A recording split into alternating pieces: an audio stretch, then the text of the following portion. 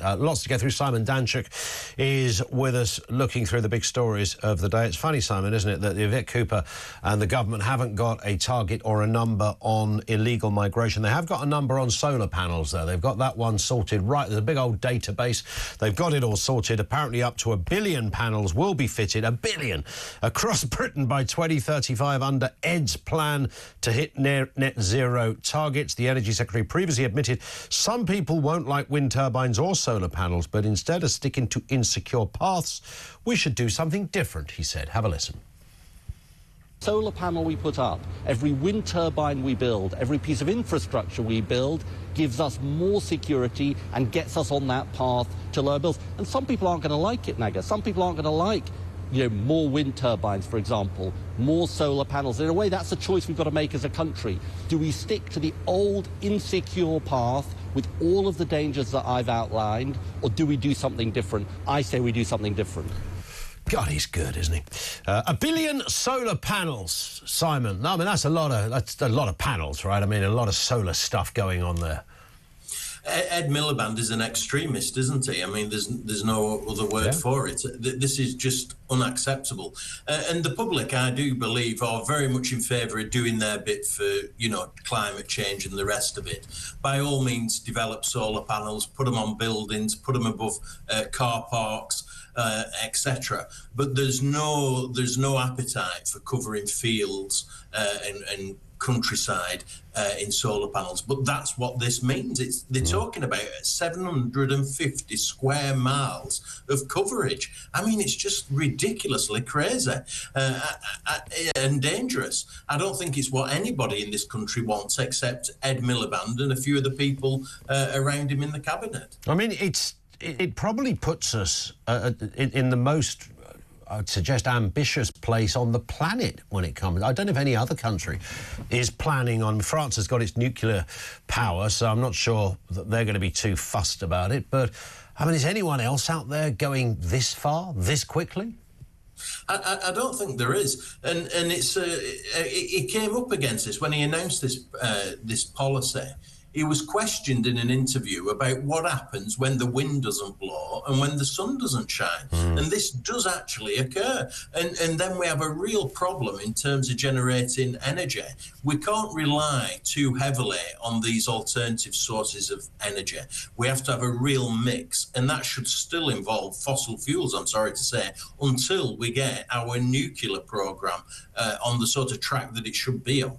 I mean, if he's talking about 1 billion solar panels, I don't know about he hasn't even mentioned the number for the windmills yet, but I mean, I'm assuming, we're not in dissimilar territory in terms of heady numbers in order to achieve what he believes he can achieve, which is that the entire place will be run by Mother Nature.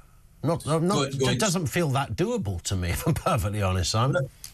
No, it's going too far, too fast. That's the reality of it. 2030 and then 2035 is now being spoken about. But it's not sustainable. We can't do it as a country. It puts us in jeopardy, really. And other countries, like China, are completely ignoring these sorts of issues. So we won't make much difference, our little country here in Europe, taking a radical alternative to what everybody else is doing. It's just not, it's economic madness as well. That's the reality of it. Yeah. Let's go and talk about Prince Andrew, then. There's never a bad way to start a conversation. He's been urged to withdraw from any public appearance, and I believe that includes that kind of little Christmas Day, which is about the only time we're meant to see him now, when they go to the church. He'd been told, stay away, don't come around these parts, following his connection with the alleged Chinese spy. Of course, the spy's been banned from this country on the grounds of national security. When asked about the issue in Norway, did I mention Keir Starmer's abroad again? Keir Starmer said he's concerned about the challenge from China, but will not get into what has happened with the royal family, as it's convention for the government not to talk about the royals, he said. Well, in relation to any discussions with Buckingham Palace, there's a long-standing convention in the United Kingdom that's never spoken about.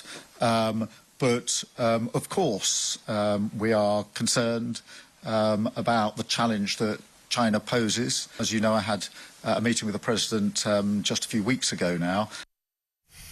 Well, there it is. I mean, this is a curious one. I mean, there's a couple of curious points on this one, Simon. Firstly, the anonymity that this guy's got. Anonymity he doesn't enjoy in China, for example, or any other country in the world, apart from here for some bizarre reason.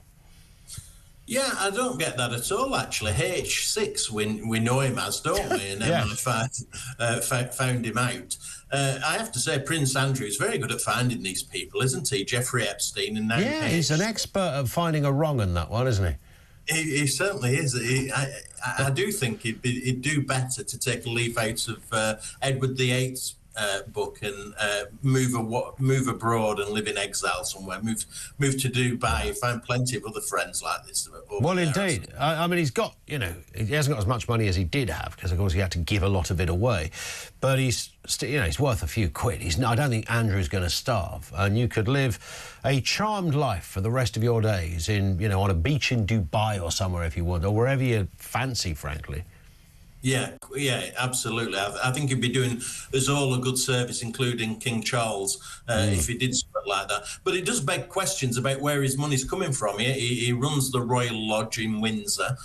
He has a security detail there. King Charles doesn't know where that money's coming from, and it does look like it's come from dubious means. I mean, that's the whole bigger point to this. Yeah. Something ain't right over there at Andrew Towers, it seems. Listen, Simon, you've been fabulous. Thank you. We will speak again very, very soon. If not, have a lovely Christmas. Simon Danczuk, the former MP, former Labour MP. You wouldn't think that now. He's like he's turned a corner of common sense.